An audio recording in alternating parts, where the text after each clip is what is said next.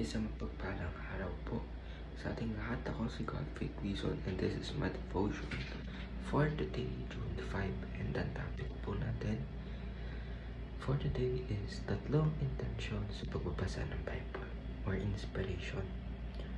So ano po ba yung inspiration sa Bible? Inspiration po refers to the fact that the words of Scripture are spoken by God. Like the casual use of inspiration in daily speech, the Bible uses the stronger term, God-breathed. Ibig sabihin po, God's scripture originates from the very breath of God, perfect, trustworthy, and full of divine authority. Every word in the Bible carries His voice, His truth, and His purpose for our lives.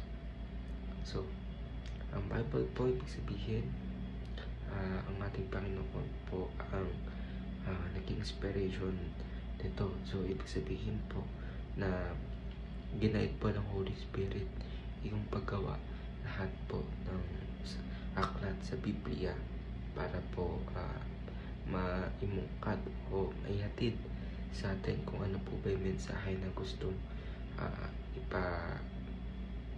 iparamdam o ipaalam sa atin ng ating Panginoon. And ating scripture for today po is 2 Timothy chapter 3 verse 16. All scripture is God-breathed and is useful for teaching, rebuking, correcting, and training in righteousness, so that the servant of God may be thoroughly equipped for every good work. So pinapakita man po dito sa scripture natin na lahat po ng aklat ng Biblia ay magagamit po natin sa ating pang-araw-araw na buhay at pagkakaroon ng mas malalim na relasyon sa ating Panginoong Jesucristo. So ating teaching for today po is the Bible is a faithful copy of the original. Yung original po kasi yung mga original manuscript talaga na kung saan yung mga disciple po ng apostles yung nagsulat gamit po nung mga hindi ko po alam kasi yung tawag sa sa pinasusulat nila dati, pero of course maganda pa po yung memorization po nila kasi dati po is talagang yung mean or mode po ng pakikipag-usap ng communication is through verbal communication.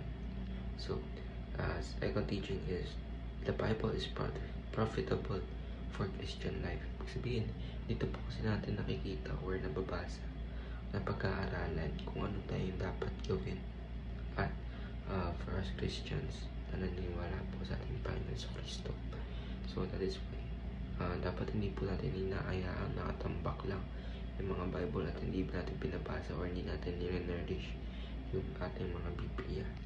Third teaching is the Bible is our training for manual for godliness.